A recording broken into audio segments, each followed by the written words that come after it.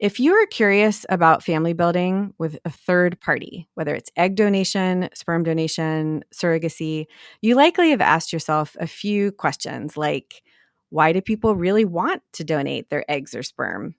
Or in the days of home genetic testing and social media, can anyone really be an anonymous donor anymore? You might have asked, should people always disclose origins with their children? And if so, when? How early?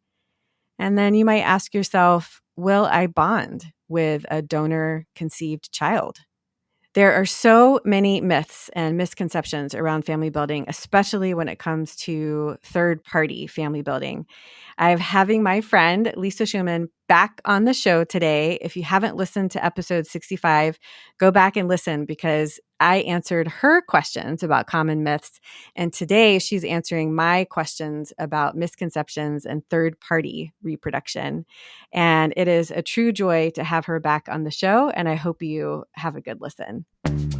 Welcome to the Baby or Bust Fertility Podcast, the podcast with interviews and in-depth discussions on reproductive health created to support anyone curious about infertility, miscarriage, and early pregnancy. I'm your host, Dr. Laura Shaheen, a double board-certified OBGYN and reproductive endocrinologist and former fertility and IVF patient myself, helping build families for almost 20 years and dedicated to supporting and educating you on your family building journey. Okay, is this true or false? People who donate their eggs and their sperm, kind of third-party assistance, they're only doing it for the money. False. False, of course. So It's very interesting. We have more research on the psychological profile of surrogates in terms of their personality types, but donors tend to be very similar in that they're loving, caring people, altruistic people, people who really want to help other people. Now, as we move from the world that was anonymous and no longer towards more openness, we see more people willing to be open about everything that the recipients want, whether it's medical information or for emotional reasons or ongoing information about their life and future children. So as we're seeing this develop over time, what we're seeing is that there are actually people who are more interested in even being more altruistic. So, even though there's still financial compensation, once you take out the anonymity out of it, you see that people really want to connect. People want to do things for people. And that makes sense, right? If you see somebody face to face or you know someone, you really want to connect with them. We're seeing more and more people saying, I just really wanted to do this because I care about another family and I want to help them. I think my genes are great. I want to help somebody else. Or maybe I'm not going to have children. And so I want to help somebody else have kids. And maybe I have my family complete and I have my 2 kids and I don't need to have any more children. Or maybe I never want to have kids. I want to travel the world and that's just something that I want to do. So I may as well give my eggs to somebody else. And I even just saw a woman on this podcast, which everyone can take a look at. And she was a Miss England and she decided to be an egg donor because she knew that she was never going to have children herself because she didn't want to have her own children. But she really wanted to give someone her genetics. Her family's always felt that family was really important. Her grandmother kept on asking her, when are you going to have kids? When are you going to have kids? And so in some ways it was healing for her because she didn't have to feel guilty about not continuing her family line. She didn't have to feel guilty about not valuing family. And yet she didn't have to parent herself. And so it was like the perfect solution for her. So it was really nice. So we see a lot of people who feel that way and it's really wonderful. Yes, of course, in the news, you see these horror stories of people who, continue to give their sperm to 1 million people, but that is the exception, not the rule. And of course, that's, the media blowing that up. For the most part, they're really caring people who want to help other people to build their families. And I think we're seeing more and more, and you probably are in your practice too, where There are more known donor relationships, Mm-hmm. more co-parenting agreements, and we're really seeing the expansion kind of the modern family, where people really want to contribute to a family in different ways, not just kind of the traditional, you get married, you have kids, you're a heterosexual couple, and that's the end of it. Yeah. People are building families in all sorts of ways. So yeah. People really have their heart in it. And I think even though it's scary for a lot of recipients to think about having a known donor as their donor, it's really a very, very lovely experience for everyone involved. And sometimes the donors will say, I'm a little bit nervous that the recipients are going to want me more involved than I want to be. And then the recipients say, I'm a little bit nervous that the donor is going to want me to be more involved than I want to be. And neither, of course, is true. And once they connect, they see that that's not the case. I opened the first open donor program at a clinic on the East Coast a few years ago, and we found that donors really wanted to be able to give the recipients what they wanted. And we thought at first it would dissuade them from donating, but it didn't. And there's a recent study that was just done about sperm donors. There was also a concern that there's a reduction in sperm donors now because there's more openness. And we're finding that that's not the case either, that sperm donors also want to give to other people and they really care about these families. So, yeah, I always ask when I'm doing ultrasounds or connecting with the donors that are coming through our clinic. We have matched donor program. We have our own donor egg bank at my practice, Pacific Northwest Fertility in Seattle. Yeah, it's an incredible, beautiful program. And I always ask, like, this is such an incredible gift. Like, how did you find out about our program? Why are you doing this? Yeah. And the vast majority of donors have a personal experience with a family member or a very close friend that has struggled to build their family. And they've seen somebody struggle with infertility, whether it's an aunt or a cousin. And they say, I really want to help other people that are going through that some kind of same struggle. And the donors are compensated. Like these are a lot of appointments. This is a lot of injections. It's a, time off of work. So they are financially compensated. It's not this astronomical amount that's going to make somebody just do it for the money. I mean, that was what your real question was. And I too am seeing what you're seeing, that there is more of a giving, a really beautiful motivation. And it just can't be about the money. It's too much bigger than just that. You were starting to lead into the second question that I have for you is anonymity. Can you be anonymous anymore as far as donating your eggs or donating your sperm? And so, I think many people know now that it's not possible to be anonymous, but we are kind of stuck in a situation where there are some sperm banks that still have kind of quote unquote anonymous donors. And also when there's even semi-open or open ID where they say you can have access at 18, the truth is anybody can find anybody anytime, right? I mean, we have 23andMe and there's lots of ways to connect. You have this facial recognition on Facebook. The donor sibling registry allows people to try to figure out who their donor is or who donor siblings are. We have, unfortunately, very, very large pods of donor siblings out there. And so it's really important to know that. That kind of goes a little bit to how do you talk to parents that just say, I don't want to tell the children. I'd rather them think that they were created in a traditional way. I don't want to tell them that they come from a donor egg or a donor sperm. In terms of disclosure, what we know is that early and often is really the rule of thumb in disclosures. So in the 1950s, there was a lot of people adopted in the US, and there was a lot of secrecy and shame around adoption. Mm-hmm. And over the next couple of decades, we found that those adult adoptees really felt good about knowing about their origins from birth. And those who found out either accidentally or had late disclosure had the most difficulties, both emotionally inside of themselves, but also with their families. And we're seeing exactly the same thing play out in donor conception, where the research is showing us again that the adult donor conceived community who are the most distressed are complaining rightly so, about not being told. Now, of course, their parents didn't know, many of them, but we see that accidental or late disclosure really does cause a lot of trauma for the child. It does cause a lot of identity confusion potentially. It doesn't mean it's 100%. There are plenty of people who do just fine, but you're much more likely to have identity confusion, stress, all sorts of problems, and also problems in your family. So we really encourage people to disclose as early as possible, because what we also learned in the adoption community is that if you practice your story ahead of time, when you're even carrying the baby in your womb, you have an opportunity to rehearse your story. And many people who have infertility problems have a lot of discomfort with the story. They have a lot of pain around their infertility. There's a lot of difficulty in making peace with the need to use a donor for many people.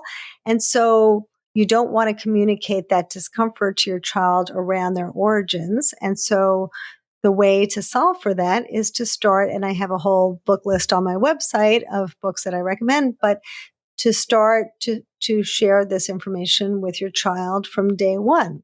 Now, there's a lot of people out there who haven't done that and have had a lot of difficulties. So it is important to know that while it's never too early, it's also never too late. And people shouldn't feel shamed. There's a lot of shaming going on the internet about saying that if you don't do it this way or that way, you're doing it the wrong way. And people really need to not listen to that and to know that every parent is going to do the best they can and try to love their kids and try to do the best for their kids. And if you're struggling, get some help to do it, but practice your narrative and give yourself some time to get comfortable with your story. I share in one of my videos on YouTube a 4-step process to sharing with your child. So if someone wants a framework, that's kind of an easy framework to follow, they can look at that. But I think it's really important to know that you'll do the best you can, and you really need to own the story and get comfortable with the story. So your child will grow up feeling that you've always wanted them and you've always been happy to build this family of your dreams, which you will have. We are going to get back to Lisa answering questions in just a second, but I wanted to take a break and remind you just how important it is to review the show wherever you listen to your podcasts, Spotify, YouTube, Apple Podcasts. Please take a moment to give us a 5-star review and let us know what you think about the show, because it really helps people find it. I have a wonderful review from Vicky today. It says, I couldn't be more grateful for Dr. Shaheen and her podcast. As a mom of one going through recurrent miscarriages, I'm sorry, Vicky, she has made a pretty dark period of my life less isolating and has even brought me some hope for the future. That's wonderful. That's exactly what I want to do for you, Vicky. By engaging with experts and other leaders in the fertility realm, she has elevated the health issues affecting millions of women and created a safe space for connection and support. This is so beautiful. I even found a support group for moms with secondary infertility through this podcast. That is right. Go listen to the podcast with Ali Karagosian, Holding Both. It was a couple of episodes ago. I'm so glad you found Ali. Vicky, thank you for this incredible review. I really appreciate your taking time to say something so kind. Now, let's get back to the show.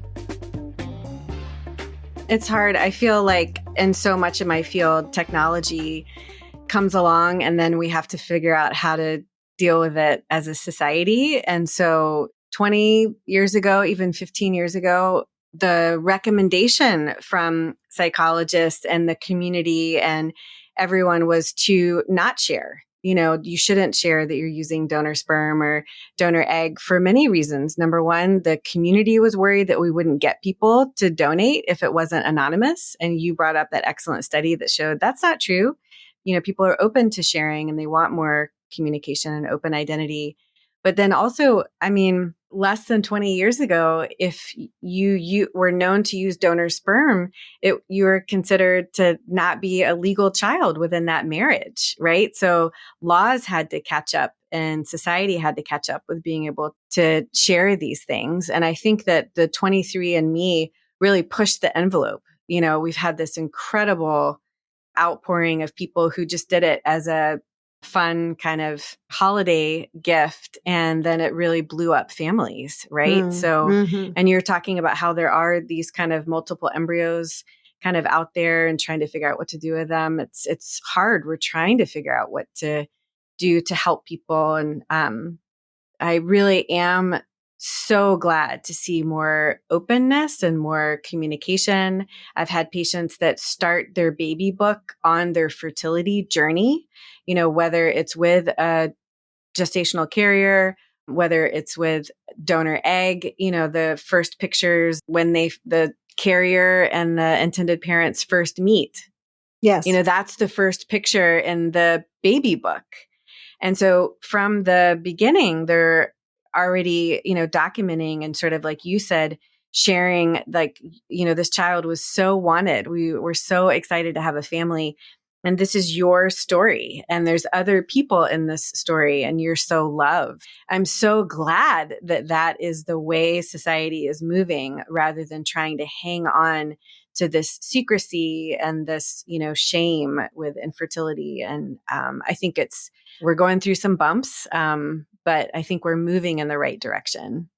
Well, change is difficult, right? Yeah. I mean, change is hard for everybody and it's not perfect and we're all doing the best we can. But I think in the meanwhile, as we're trying to change things and as we're trying to move forward, which we're all trying to do, it's really just important for people to be honest with their children and share with them what is out there so they know they are informed. Do people worry about bonding with their children because it might not be their egg or their sperm or they didn't carry the pregnancy? Do you ever have people express worries to you about that? So people worry a lot about that. They worry about, is my child going to hate me when they're a teenager and say, you're not my mother? That's the one I get the most. I say, you know, it's every teenager's job to be mean to their parents. So we can forget about that. But I also talk about how important it is to be able to understand where your child's concerns are coming from. Sometimes it's about the donation. Sometimes it isn't. I have a story in my book about a family who had a child who was donor conceived. And this mother told her daughter her whole life about her story from day one. And the child got into first grade and started to read on her own. And the mother said, okay, you know, I'm going to just leave you alone and do the dishes or do things around the house and let you read by yourself. And the daughter said, okay. And she was reading. And one day she said, Mom, I really want to meet my donor. And the mother said, okay, I'm happy to help you. Can you tell me a little bit more about what you're thinking about her? And she said, you know, I think if I met her, she would read to me a lot more. So it was really actually not about the donor. It was about the mother and her relationship with her child and that her daughter wanted her to read to her more. So sometimes these things come up and we're all so worried as parents. We want to fix everything and make our children feel better, but it's so difficult. I completely appreciate that. But the truth is that your child is really going to love you. And what I often say to people is they think, oh my gosh, I can't imagine this donor. I can't imagine embracing this person when they're not genetically connected to me. They're not part of my intimate family. I don't feel comfortable with this idea. And then I say, you know, if your child was in kindergarten and said, Mom, I found the most amazing ice cream and I've never tried an ice cream like this before in my life. I want it so badly. Could I please have this ice cream for my birthday party? You will tear the world apart to try to find that ice cream because you love your child so much. And so when your child says, Mom, how come I have dimples and you don't? You're going to want to help your child there too, right? And so people just don't realize that when they're starting their process because they can't imagine that connection. But as far as we know, we understand that bonding happens very young, and it happens not necessarily in utero, even though people sometimes feel bonded with their child in utero, but it happens in the process of looking at your child and they look at you, you respond to them, they respond to you, they cry. And at first you don't know if that's a cry because they need to burp or they need a diaper change or they're upset about something. But eventually you say, oh, I know that cry. That's a cry because they have to burp. And so I've got to, and you get to know your child and they get to know you. And in that process, they start to feel connected to you and you start to feel connected to them. And that's the basics of trust, which is the first developmental stage for children. And that's how we develop a sense of trust in our environment and a sense of trust in the world. And that's the basic stages for any parent-child relationship. So it doesn't happen when the child is in utero and genetically connected to you. It happens as you bond with them over time. I talk to my patients about, love is love, no matter how a child comes into your life, whether it's biologic or adoption, foster. It's just an incredible experience. And multiple times in my career, not just once, I've had patients who have one biologically connected child and then another child adding to their family with donor egg, donor sperm, surrogacy. And I am open. I say, hey, how does it feel to be parenting these, two different children? And love is love. It is just an incredible bonding. It's a incredible experience. I've had two patients in grocery stores. I don't know why it happened in grocery stores. Say, come up, show me a toddler and say, Dr. Shaheen, I am so glad all of those previous fertility treatments that we did together didn't work. If they had worked, I wouldn't have this baby. This is the baby that I was meant to have.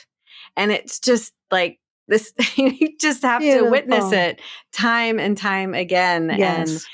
And before, when you're trying to counsel someone before they actually have that child, like just validating those feelings. Like, of course you're going to be worried about bonding. And, because in movies, we only see this one, family unit, or that's all you've seen in your own family. And I can't promise you how you're going to feel, but I can share with you what other people have shared with me. And it's just incredible, no matter how that child comes into your life. Yes. And what I see in families where there's different genetics, a biological, maybe an adopted child or a genetic donor conceived child, I see that people tend to gravitate to people who complement them the most, not necessarily people that they're like. So if the child's a really great athlete and the dad loves sports, they may gravitate to that child regardless of whether they're genetically connected or not. Or, the parent who likes to chat a lot and then the other child, and the child really likes to listen. She's not quite as chatty.